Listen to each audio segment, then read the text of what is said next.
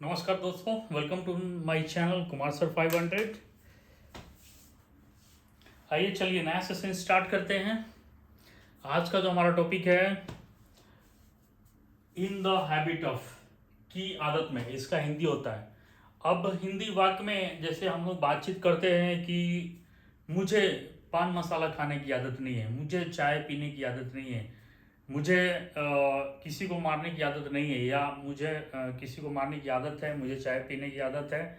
वो चाहे नेगेटिव हो चाहे क्वेश्चन मार्क में हो, क्या तुम्हें पान मसाला खाने की आदत है, क्या तुम्हें स्मोकिंग की आदत है। इस तरह से क्वेश्चन पूछ सकते हैं, नेगेटिव भी बोल सकते हैं, या फिर नॉर्मली बोल सकते हैं कि मुझे सिगरेट पीने की आदत है, मुझे स्मोकिंग की आदत है। तो इस तरह से जब भी आपके हिंदी वाक्य में यानी कि आपका ये इस तरह से आए तो उसको हम लोग हिंदी टू इंग्लिश कैसे ट्रांसलेट करेंगे। जब भी इस तरह से हम लोग को फेस करना पड़ेगा कि मुझे ये चीज़ की आदत है, क्या तुम्हें ये चीज़ काम करने की आदत है, इन द हैबिट ऑफ, जब भी इस तरह के हिंदी वाक्य में आपका इस तरह का ट्रांसलेशन आपका आ रहा है तो उसको हम लोग कैसे ट्रांसलेट करते हैं, उसी से रिलेटेड आज का हमारा ये सेशन है। तो आइए चलिए स्टार्ट करते हैं। हमने बोर्ड पे अभी सिर्फ लिखा हुआ है इन द हैबिट ऑफ, इसका हिंदी होता है की आदत में, मतलब आपके आदत में क्या है। हम लोग कई बार बोलते हैं क्या तुम्हें पान मसाला खाने की आदत है, क्या तुम्हें लिखने की आदत है, क्या तुम्हें भाई भाई को अपने पिताजी को झूठ बोलने की आदत है। कई लोग बोलते हैं अरे तुम बहुत झूठ बोलते हैं, क्या तुम्हें झूठ बोलने की आदत है। नहीं, मुझे झूठ बोलने की आदत नहीं है। इस तरह से हम लोग बातें करते हैं जब हिंदी में, हिंदी वाक्य में, तो उसको हम लोग कैसे ट्रांसलेट करेंगे उसके लिए ही हमने ये सेशन रखा है। आइए चलिए फिर हम स्टार्ट करते हैं। तो जो पहला रूल है उसको हमें कैसे लिखना है, रूल इसके लिए हमें बनाना है कि हमें कब कैसे क्या रखना है। उसके लिए रूल हो गया subject plus is am are, ये आपका हेल्पिंग वर्ब है। सब्जेक्ट के अनुसार आपका हेल्पिंग वर्ब चेंज होता है। और आपको लिखना क्या है, प्लस इन द हैबिट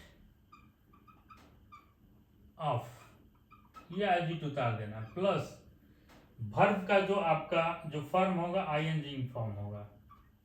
जैसे गो है तो गोइंग हो जाएगा, कम है तो कमिंग होगा। इसका हम फोर्थ जो होता है वर्ब का जो रूप होते हैं, चौथा रूप है। हम अपने इससे पहले भी सेशन मैंने आपको जब इसकी चर्चा किया तो मैंने बोला था कि आपका वर्ब का जो कितने रूप है तो उनको क्या क्या बोलते हैं और किस तरह से उसका इस्तेमाल होता है, उसके लिए हम अलग से सेशन रखेंगे। तभी ज़्यादा उसके बारे में मैं नहीं बोलूँगा, क्योंकि अभी हम लोग सिर्फ इसके लिए बात कर रहे हैं इन द हैबिट ऑफ का हम लोग कैसे इस्तेमाल करते हैं। जब हिंदी मुझे तुम्हें झूठ बोलने की आदत नहीं, मुझे झूठ बोलने की आदत नहीं है, इस तरह से जब हम लोग वार्तालाप करते हैं हिंदी में तो उसको हम लोग ट्रांसलेट कैसे करेंगे उससे ही रिलेटेड है। तो हम लोग ये आपका हो गया subject plus is am are plus in the habit of पूरा उतार देना, प्लस वर्ब का आईएनजी फॉर्म हो गया और प्लस आपका ऑब्जेक्ट हो गया। कई कई सेंटेंसेस में ऑब्जेक्ट नहीं होता, कोई दिक्कत नहीं, मत लिखिए। तो ये आपका हो गया, रूल्स हो गया कि जब भी हमें इस तरह का ट्रांसलेशन आए तो हमें कैसे ट्रांसलेट करना है।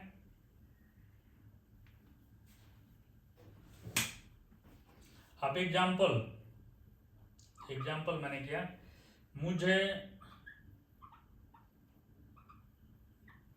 अगर यहीं पे अगर निगेटिव आएगा तो इसी के बाद आपका ये, अगर नेगेटिव करेंगे तो यहाँ पे आपका नॉट आ जाएगा, तो आप नॉट लिख सकते हैं। मुझे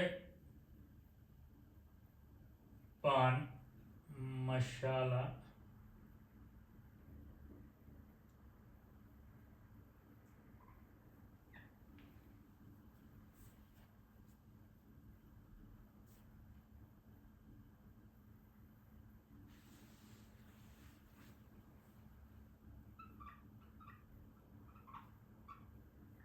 चबाने की आदत है। जब भी इस तरह सेंटेंस आए तो हम इस तरह से बात करते हैं। मुझे पान मसाला चबाने की आदत है, मुझे क्या इंग्लिश हो गया आई, इसके साथ हेल्पिंग वर्ब आई एम अपना हो गया। इसके बाद डायरेक्ट पूरा ये जो भी इन द हैबिट आपको उतार देना, आई am in the habit of chew, मतलब पान मसाला चबाना। तो च्यूइंग का हमें क्या लगाना है, आईएनजी लगाना है ना, फोर्थ फॉर्म, वर्ब का फोर्थ फॉर्म लगाना है। च्यूइंग द पान मसाला,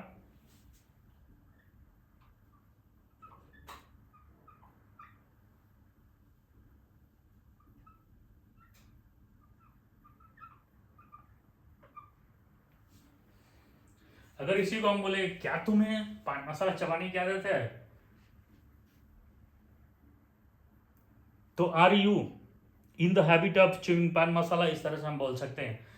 नहीं नहीं मुझे पान मसाला, no I am not in the habit of chewing paan masala, इस तरह से क्वेश्चन मार्क वाला जो भी आपका होगा और प्लस आपका जो नेगेटिव वाला जो सेंटेंसेस होंगे, वाक्य होंगे, उसको हम इस तरह से ट्रांसलेट कर लेंगे। लेकिन अभी क्या है, हम सिंपली जो हम आपको ये एक बार आपको ये चीज़ आ जाएगी तो ऑटोमेटिकली आप उसका, अगर निगेटिव होगा तो यहाँ पे आप हेल्पिंग वर्ब के बाद नॉट लगा देंगे।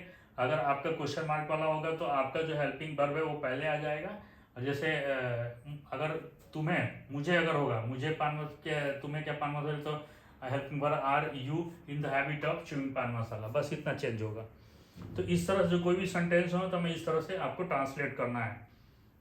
क्या तुम्हें झूठ बोलने की आदत है, क्या तुम्हें झूठ बोलने की, तो क्या आपका यू सब्जेक्ट हो गया, यू सब्जेक्ट के हिसाब से हेल्पिंग वर्ब क्या आ गया, आर यू हो गया। एज इट आपको in the habit of chewing paan masala, are you in the habit of chewing paan masala. क्या तुम झूठ, मुझे झूठ बोलने की आदत नहीं है, I am not in the habit of telling a lie, यानी कि जो वर्ब का फॉर्म आईएनजी होगा तो simple subject plus use are am helping verb होगा in the habit of, to उतार देना, प्लस वर्ब जो रहेगा आपका गो रहेगा तो गोइंग हो जाएगा, कम होगा कमिंग होगा।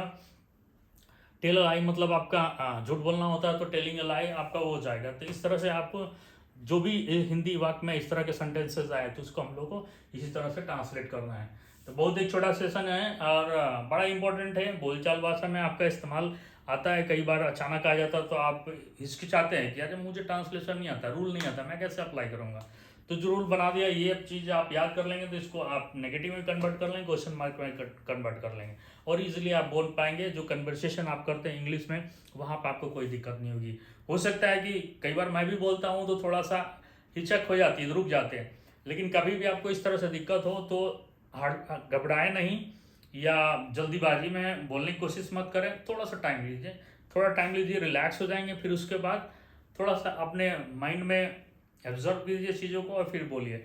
धीरे धीरे जितना आप प्रैक्टिस करेंगे आप इजीली इंग्लिश को बोल पाएंगे, कोई दिक्कत नहीं, क्योंकि वो आपको क्या होगा, गलती करने नहीं देगा। जितना आप प्रैक्टिस करेंगे, जितना आप कंठस्थ हो जाएगा, मतलब आपके एक तरह से हैबिट हो जाएगी आपकी कि अरे नहीं कोई दिक्कत नहीं, मैं बोल सकता हूँ, कोई दिक्कत नहीं, इस तरह के तो कन्वर्सेशन में आपका आता है। तो इस तरह से आपका इन द हैबिट का की आदत में यूज़ करते हैं कि मुझे पान मसाला खाने की आदत नहीं है, क्या तुम झूठ बोलने की आदत है। इस तरह से कोई भी अगर सेंटेंस आता है, हिंदी वाक्य आता है, तो उसको हम लोग इस तरह से ट्रांसलेट करते हैं।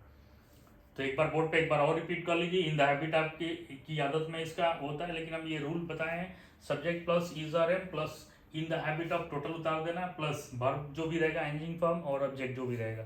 जैसे च्यूइंग मतलब वर्ब हो गया और पान मसाला आपका ऑब्जेक्ट हो गया। क्या तुम्हें चाय पीने की आदत है, are you in the habit of taking a tea, no no, मुझे कॉफ़ी पीने की आदत है, I am in the habit of taking a coffee. इस तरह से आपको रिप्लाई देना है। कोई भी कन्वर्सेशन होता है, ज़्यादा से ज़्यादा आप अपने दोस्तों के साथ बैठिए, प्रैक्टिस कीजिए, बोलिए। आप नहीं कोई मिलता है तो मैंने एक पहले सेशन में बोला था कि मिरर के सामने खड़े होकर के ज़्यादा से ज़्यादा रिपीट कीजिए, ज़्यादा से ज़्यादा हिंदी में वाक्य बनाइए, उसको ट्रांसलेट करने का आप कोशिश कीजिए, फिर देखिए। इस रूल पे आप चलेंगे तो कहीं से भी, मैं कह रहा हूँ कि कहीं से भी आपके 1 से 2% भी गलती होने के चांस नहीं रहेंगे। तो एक बार एक रिव्यू कर लीजिए, क्योंकि मेरे बोर्ड पे ज़्यादा स्पेस नहीं है तो मैं और एग्जांपल नहीं दे सकता हूँ। तो अब ज़्यादा से ज़्यादा इससे रिलेटेड आप वाक्य बनाइए और उसको ट्रांसलेट कीजिए। मैं चाहूँगा मेरे चैनल को सब्सक्राइब कीजिए, लाइक कीजिए और ज़्यादा से ज़्यादा लोगों में शेयर कीजिए, ताकि लोग ये इंग्लिश सीख पाएँ, बोल पाएँ, क्योंकि हमारा मोटो यही है कि हम ज़्यादा से ज़्यादा लोगों को सिखाना चाहते हैं। छोटे छोटे सेशन से, क्योंकि ये ज़्यादा होता नहीं है, 5, 6, 7, 8, 10 मिनट का होता है। आप अपने जो डेली रूटीन टाइम है उसमें अगर आप सीखना चाहते हैं तो थोड़ा थोड़ा टाइम निकालिए डेली बेसिस पे, तो आप धीरे धीरे इम्प्रूव आपकी इंग्लिश होती चली जाएगी। Okay, thank you.